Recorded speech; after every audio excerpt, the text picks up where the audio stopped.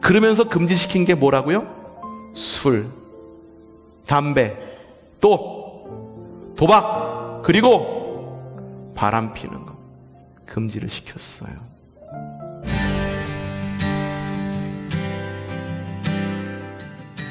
BC 400년, 예수님께서 오시기 400년 전에 중동 지역, 이탈리아와 그리고 지중해 지역 가운데 유명한 왕 한 명이 나타납니다.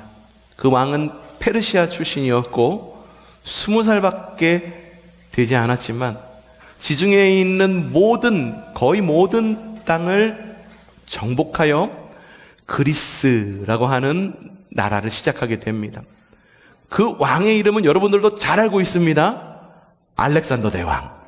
이 알렉산더 대왕이 지중해에 있는 나라들을 정복한 다음에 정복한 곳곳에 도시들을 세우고 그 도시들의 이름을 자신의 이름을 따 알렉산드리아라고 이름을 지었습니다. 그 가운데에 제일 처음 그리고 제일 유명한 알렉산드리아가 어디냐면은 이집트에 있는 알렉산드리아. 이집트에 있는 알렉산드리아가 제일 유명합니다. 그래서 사람들이 알렉산더가 지은 알렉산드리아라고 이야기하면 보통 이집트에 있는 알렉산드리아를 지칭하게 됩니다. 이 지은 곳, 이 알렉산드리아가 얼마나 대단한 도시였냐 하면 그 당시에 문화, 사회, 그리고 모든 경제의 중심지가 이집트에 있는 알렉산드리아였었습니다. 그 당시에 유명했던 철학자가 있었었는데 이 철학자 역시 여러분들도 이름을 다 알고 있어요. 아리스토텔레스가 왕에게 건의합니다. 왕이시여, 이곳이 문화의 중심지, 학문의 중심지가 되기 위해서는 큰 도서관을 지으는 것이 좋을 것 같습니다. 도서관을 지어서 동양과 서양을 아우르는 모든 책들을 알렉산드리아 도서관에 갖다 놓으면 사람들이 와서 이곳 가운데 책도 읽고 그리고 사람들이 이곳 가운데서 학문도 넓혀서 그래야 이곳이 바로 세계적으로 유명한 도시가 될 것입니다 라고 이야기해서 그곳 가운데 엄청나게 큰 도서관도 짓습니다.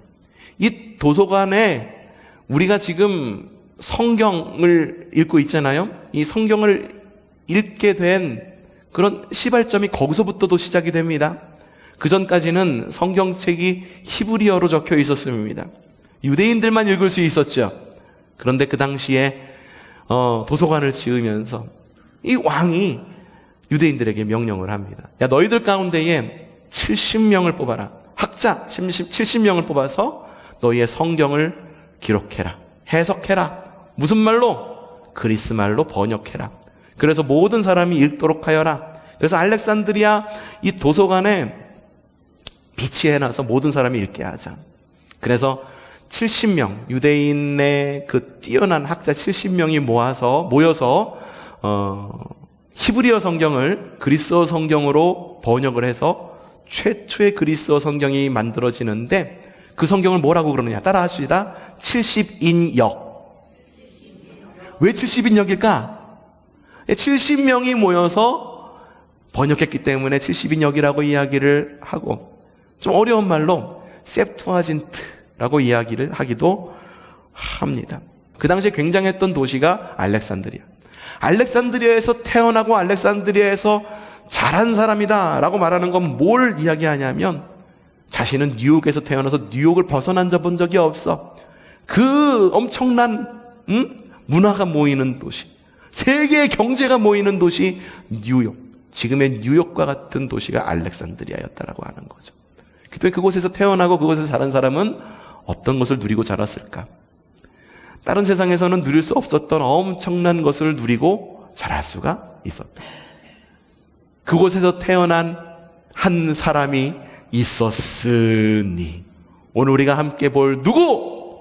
아볼로가 바로 그 알렉산드리아에서 태어난 유대인입니다. 이 아볼로라고 하는 이름은요, 과격합니다. 침략자, 파괴자라는 뜻을 가지고 있습니다. 그리고 그리스 신화에 보면 아폴론이라고 하는 신, 태양의 신의 이름이기도 하죠. 하지만 그 이름과는 다른 삶을 산 사람입니다. 먼저 세례 요한의 제자였었습니다. 거기에다 언변이 굉장히 좋은 뛰어난 웅변가였었습니다. 알렉산드리아 출신답게 동양의 지식, 서양의 지식 할 것 없이 엄청난 학문의 분량을 가지고 있었던 사람이 바로 누구? 아볼로였었습니다. 동서양의 지식을 바탕으로 복음을 해석해내는 능력이 있었습니다. 구약에 나온 하나님을 설명을 하고 그리고 성육신하신 예수님을 전파합니다. 쉽게 말해서 아볼로는 전도자였고 기독교 변증가였었습니다. 이 아볼로가 하던 일이 있습니다. 로마가 정복했던, 지금 그리스 시대가 다 지났습니다. 지나고 로마가 통치하는 그런 시대에 들어서서 아볼로가 태어난 거잖아요. 알렉산드리아에서. 로마가 지배하던 그 세계를 곳곳을 여행하면서 바로 하나님의 도를 사람들에게 가르칩니다. 흩어진 유대인들 가는 곳마다 교회를 세웠습니다. 유대인들의 교회니까 회당이라고 부릅니다. 회당에 모여가지고 고향 땅으로 돌아가지 못한 이 유대인들이 그 타지의 회당에서 하나님의 말씀을 듣고 아이들을 교육하고 그리고 자신들의 정체성을 전파하는, 전달하는 그런 역할을 하게 됩니다. 아볼로는 이 회당을 방문합니다. 어느 회당에 가가지고 하나님의 도가 예수 그리스도야. 예수 그리스도가 곧 메시아야 라고 전파를 하게 됩니다. AD 54년 초대교회가 막 꿈틀꿈틀거리면서 마치 불 위에 있는 꼼장어처럼 꿈틀꿈틀거리면서 막 성장하고 있었을 바로 그때 아볼로가 어느 한 곳을 도착하게 됩니다. 그곳 가운데서 복음을 전합니다. 자, 사도행전 18장 24절에서 25절 초반절 말씀 읽어보죠. 시작!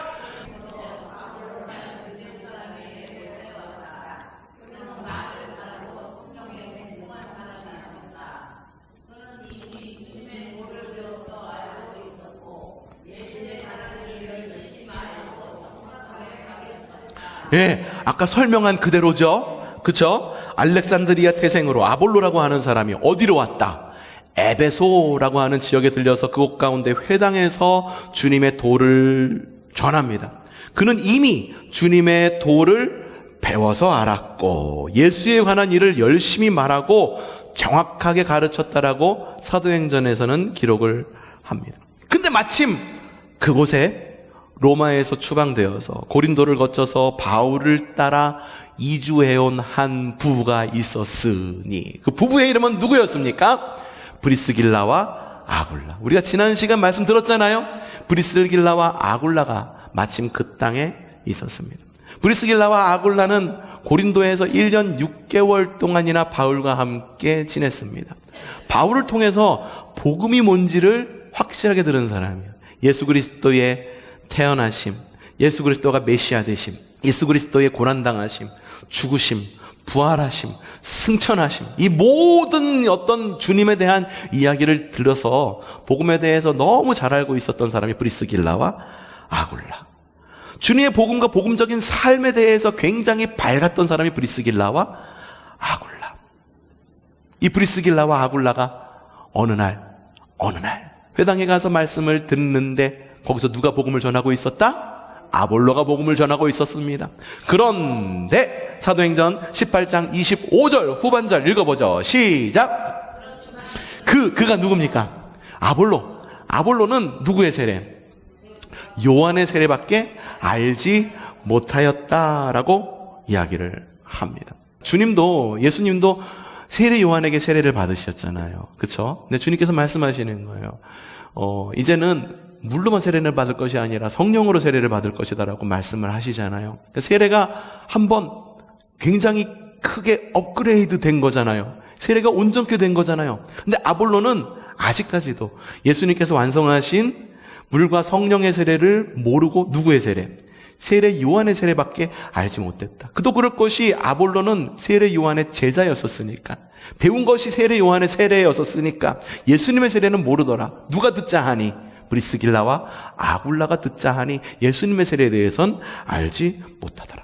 그래서 브리스길라와 아굴라는 아볼로와 친근하게 지나면서 주님의 죽으심과 부활하심과 죄사하심과 그로 인한 새로운 삶에 대해서 아볼로에게 가르쳐 줍니다.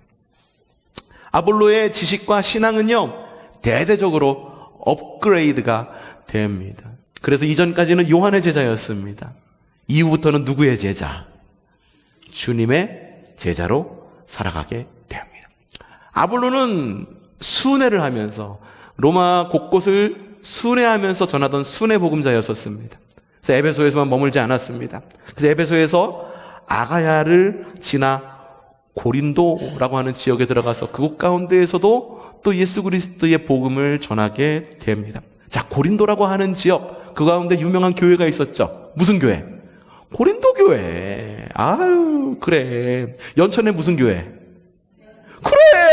그래. 이제 아시네. 눈치 빠르네. 고린도에는 고린도 교회가 있었습니다. 자, 고린도 교회는요, 사도 바울이 2차 전도 여행 때, 몇 차 전도 여행? 2차 전도 여행 때 세운 교회가, 개척한 교회가 고린도 교회였었죠. 누구와 함께 지었을까? 누구? 아유, 고린도로, 에베소에서 고린도로 바울이 누구와 함께 왔어요? 브리스길라와 아굴라. 브리스길라와 아굴라와 함께 세운 교회가 고린도 교회였었습니다. 그렇기 때문에 교회의 중심은 누구였을까? 브리스길라와 아굴라. 이야, 복되다. 하지만 이 고린도 교회는 고린도라고 하는 항구 도시에 있었기 때문에 굉장한 좀 항구 도시의 특징을 가지고 있었습니다. 이방인들이 많이 드나들었습니다. 토착민들보다 관광객들, 이런 사람들이 막 오고 지나다녔던 것이 고린도 고린도라고 하는 지역이었었습니다. 이방인이 많았죠. 그리고 이방 신전이 있었는데 그 이방 신전에서 섬기고 있었던 여신의 이름이 아프로디테라고 하는 신. 그리스 로마 신화에서 여러분 많이 듣고 있었던 비너스라고 하는 신을 섬기고 있었던 곳이 고린도라고 하는 지역이었었습니다. 우상 숭배가 엄청 많은 지역. 그런 곳에서 복음을 전한다는 것이 어떤 일인지 아십니까? 굉장히 힘듭니다. 여러분, 개신교에서 술 먹지 말라 이야기합니다. 그쵸? 담배 피지 말라라고 이야기합니다. 또 뭐 이야기합니까? 도박하지 말라라고 이야기합니다. 또 뭐 이야기합니까? 바람 피지 말라고 이야기합니다. 왜 이런 이야기가 개신교에서 이야기를 하게 된 걸까요? 선교사님들이 우리나라에 복음을 전하러 왔습니다. 우리나라에 복음을 전하러 왔는데 우리나라가 그 당시에 굉장히 지금과는 좀 다른 세상에 살고 있었어요. 가정을 이루어서 살아가는데 남자들은 일하고 들어와가지고선 맨날 집에 들어와서 하는 일이 뭐냐 하면은 마누라 두들겨 패는 일. 그러고 난 다음에 술에 취해가지고 고주망탱이가 되어가지고 집에 들어와서 모든 깽판 치고 그 가운데서 복음을 전해야 되는 거예요. 모든 사람이 다 그렇게 살아가는데, 근데 선교사님이 와서 보니까 그건 복음적인 삶이 아니었던 거죠. 그래서 이걸 갖다 바꾸기를 원한 거예요. 선교사님들이 이야기하는 거예요. 여러분, 주님 믿으십니까? 믿기를 원합니다. 주님께서는 우리에게 복을 주시기를 원합니다. 아멘. 여러분의 가정이 행복하기를 원합니다. 아멘. 그러면요, 여러분 남편들 나오셨죠? 아멘. 술부터 끊으세요. 왜요? 술 먹고 들어와서 그렇게 아내를 두들겨 패니까. 그리고 또 하나의 민폐가 있었습니다. 담배 피시죠? 끊으세요. 아멘.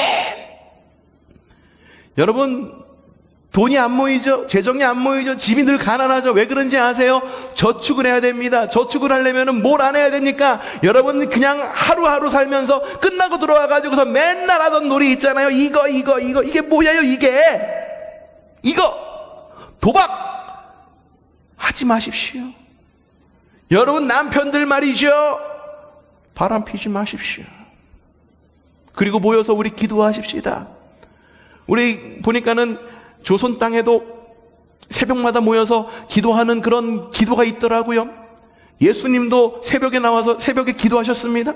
우리 새벽마다 나와서 함께 기도하십시다 하면서 시작된 게 새벽 기도. 그러면서 금지시킨 게 뭐라고요? 술, 담배, 또 도박, 그리고 바람 피는 거 금지를 시켰어요. 여러분, 예수님의 복음이 전해질 때 제일 먼저 깨야 되는 게 뭐냐면 이전에 있었던 나의 삶을 깨야 돼요. 그게 깨지지 않고서는 복음이 들어가도 사람이 바뀌지가 않아요. 복음적인 삶을 살기가 어려워. 하물며 고린도 교회 어떻겠습니까? 아프로디테를 섬기던 그런 곳, 비너스를 섬기던 그런 곳, 아프로디테 신전이 고린도 들어가면 엄청 높게 세워져 있어. 사람들이 항구 도시여가지고선 문란하게 살아. 그러니 그곳 가운데에 모든 사람이 다 그렇게 살고 있는데 그곳 가운데 복음을 전하는 게 얼마나 쉽지 않았겠습니까? 브리스길라와 아굴라는 엄청 힘들었을 겁니다. 그 가운데에 아볼로가 들어오게 된 거죠. 아볼로는 지식이 굉장히 뛰어난 사람이에요. 웅변할 수 있는 언변도 굉장히 좋은 사람입니다. 그 가운데 들어가 가지고선 고린도 교회의 새로운 질서를 만들기 시작합니다. 브리스길라와 아굴라를 통해서 뜨거움을 더했던 바로 그런 교회가 아볼로가 들어옴으로 인해 가지고 지적으로도 깨지기 시작하는 거예요. 계몽이 되기 시작하는 거예요. 아, 이렇게 살면 안 되는 거구나. 나의 삶은 이렇게 바뀌어야 되는 거구나. 고린도 교회에 큰 영향력을 아볼로가 끼치게 됩니다. 고린도 교회 성도들은요, 아볼로를 바울과 베드로만큼이나 존경을 했습니다. 성경에는 뭐라고 나오느냐? 이게 굉장히 부정적인 성경 말씀인데 얼마만큼 아볼로를 존경했는지를 알 수가 있는 성경이에요. 고린도전서 3장 4절 초반절 말씀 시작!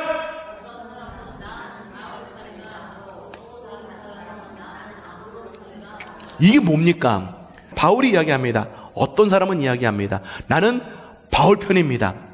또 어떤 사람은 말합니다. 나는 아볼로 편이다. 바울과 아볼로를 갖다 같은 선상에 놓이고 있어. 심지어는 뭐라고 이야기하냐면 나는 게바 편이다. 나는 예수 편이다. 라고 말하면서 서로가 파장을 짓고 있었던 것이 고린도 교회의 모습이었는데 이런 모습을 통해서 알 수 있는 게 뭐냐면 고린도 교회의 성도들이 얼마나 파당짓기 좋아하는 그런 교회였는가를 갖다가 볼 수도 있지만 반면으로는 아볼로가 얼마나 고린도 교회에서 큰 영향력을 끼쳤는지 알 수가 있었다라고 하는 것. 어떤 이들은 이야기합니다. 아볼로가 어떻게 됐을까? 아볼로가 다시 에베소 교회로 가서 에베소 교회에서 다시 큰 영향력을 끼쳤을 것이다라고 말하는 사람도 있습니다.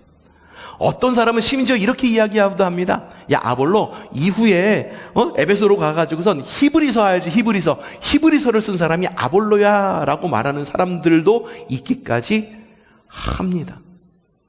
근데 이거는 뭐 확인된 것은 아니에요. 그리고 우리가 정설로 받아들이는 것도 아닙니다. 하지만 아볼로의 삶을 통해서 우리가 알 수 있는 것이 있습니다. 그게 뭘까? 아볼로는 우리를 베드로후서 3장 18절의 삶으로 그리스도인들을 인도해 줍니다. 자, 베드로후서 3장 18절 초반절 말씀 함께 읽어보죠. 시작!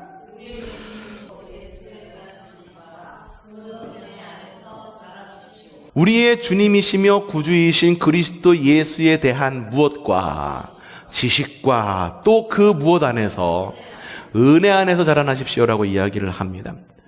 성령 안에서 자라십시오라고 말할 수도 있었을 거예요.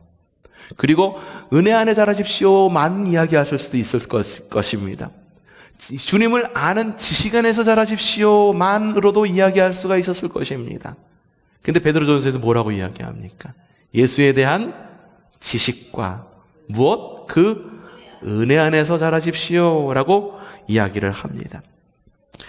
여러분, 신앙생활할 때 여러분 어떤 방법으로 첫 신앙을 가지셨습니까? 어떤 사람은요, 복음에 대한 지식을 갈망하며 시작했을 수도 있습니다. 야, 보니까 교회 다니는 사람은 어떤지는 모르겠지만 예수가 전한 그 하나님의 나라는 그래, 우리가 그 가치대로 살아야지.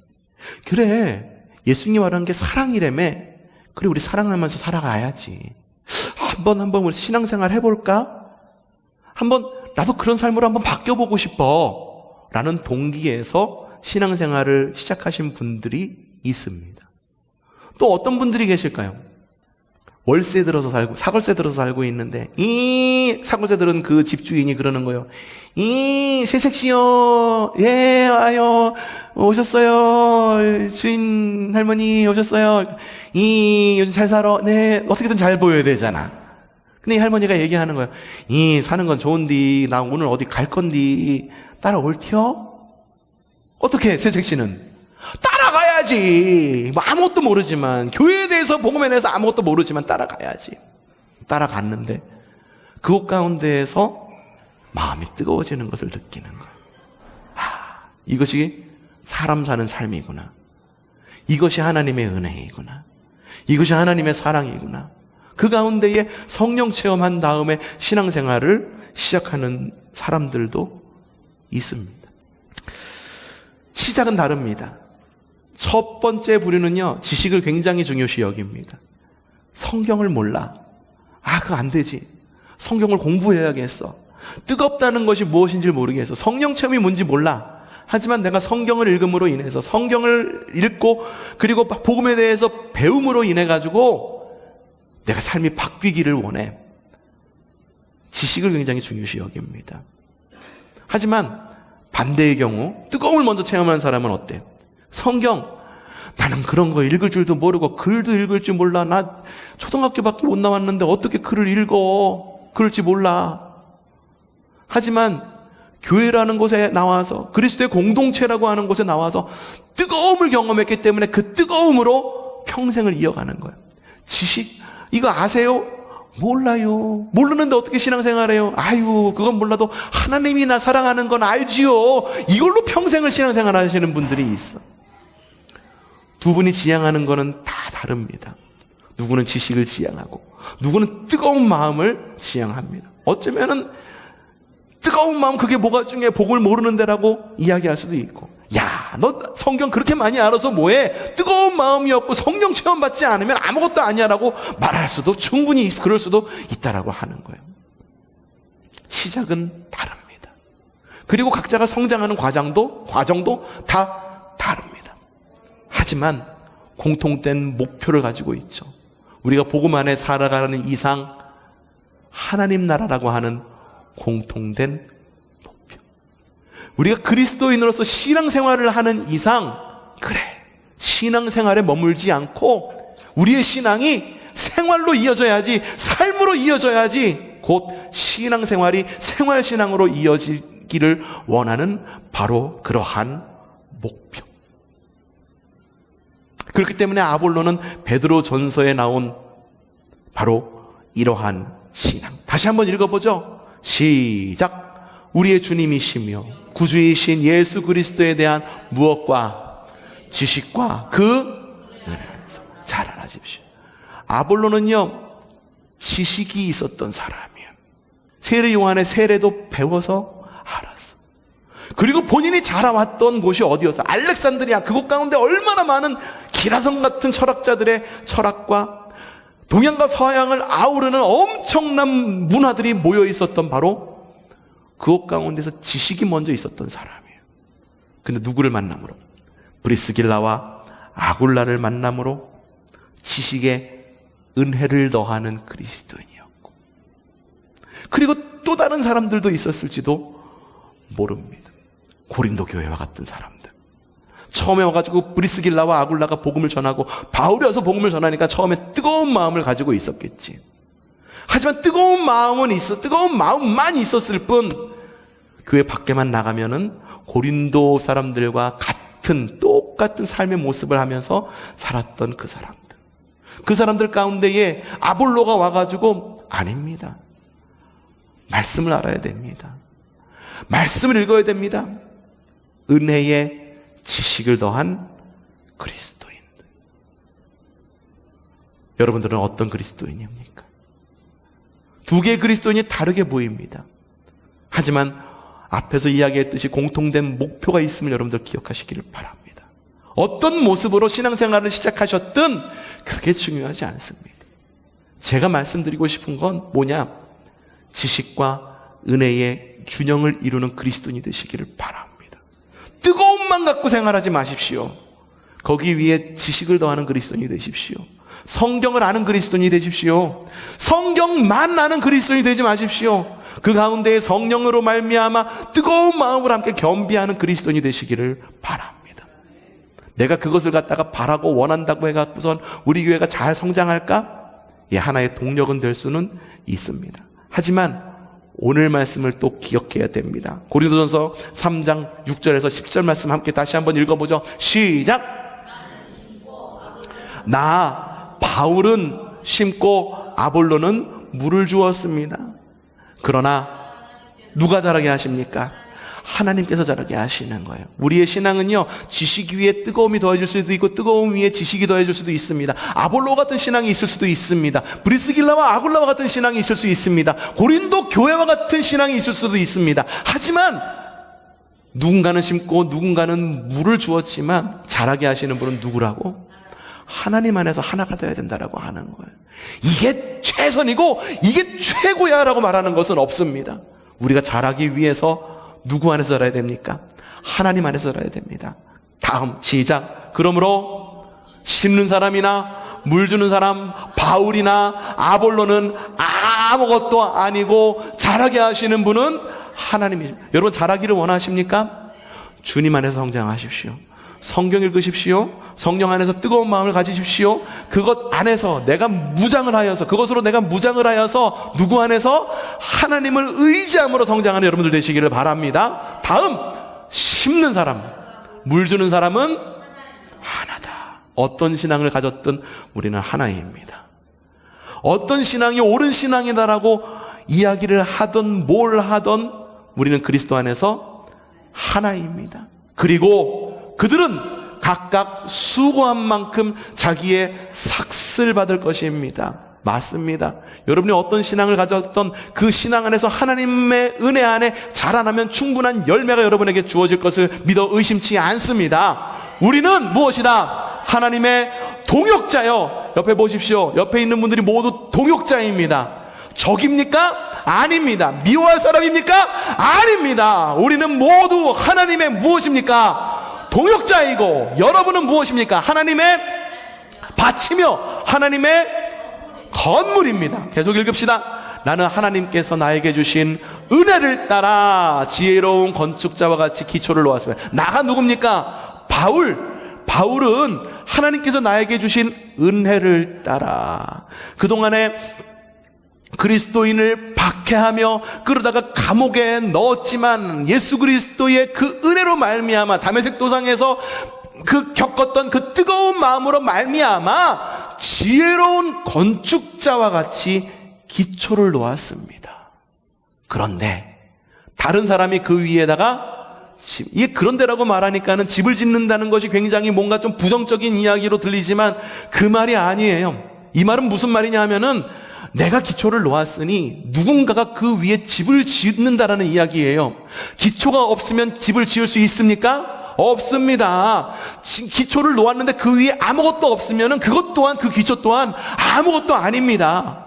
그러니 바울과 아볼로를 이야기하면서 바울 나 자신은 기초를 놓았고 아볼로는 그 위에다가 집을 지은 것입니다. 우리가 바로 그런 역할을 하는 거예요. 여러분 누군가는 기초를 놓는 사람이 될 수가 있습니다. 누군가는 집을 짓는 사람이 될 수가 있습니다. 누군가는 누구를 위로하는 사람이 될 수가 있습니다. 누군가는 누구를 책망하는 사람이 될 수도 있습니다. 누군가는 누구에게 힘을 주는 사람이 될 수도 있습니다. 하지만 누군가는 누군가를 바른 길로 인도해 주는 사람이 될 수도 있는 거예요. 역할이 다 다릅니다. 그러나 어떻게 집을 지을지 각각 신중하게 내가 짓는 집은 이거야. 아무도 손 못 대게 하고 내가 생각하는 집은 이런 모습이니까 반드시 이런 모습으로 지어야 돼. 그게 아니라는 거예요. 하나님의 은혜 안에 있는 사람처럼 하나님께서 자라게 해주시는 것처럼 심는 사람과 물 주는 사람이 다 다르지만 자라게 하는 것은 하나님이라는 걸 기억함으로 인해 가지고 아볼로와 같은 사람, 바울과 같은 사람, 고린도 교회 교인과 같은 사람, 그 모든 사람이 하나가 되어 하나님의 나라를 이루어가야 된다라는 겁니다. 여러분, 오늘 말씀 들으면서 우리가 딱 한 가지만 결단했으면 좋겠어. 하나님, 우리가 너무 지식에 앞선 신앙을 가지고 있었다고 한다면 그 지식에 뜨거움을 더해 주세요. 네? 하나님, 나에게 뜨거움은 있지만 말씀에 대한 지식은 없습니다. 하나님, 내가 성경을 읽고 성경을 공부함으로 인해 가지고 내 뜨거움 위에 지식이 얹혀지기를 원합니다. 바로 그것을 결단하는 시간 되시기를 바랍니다.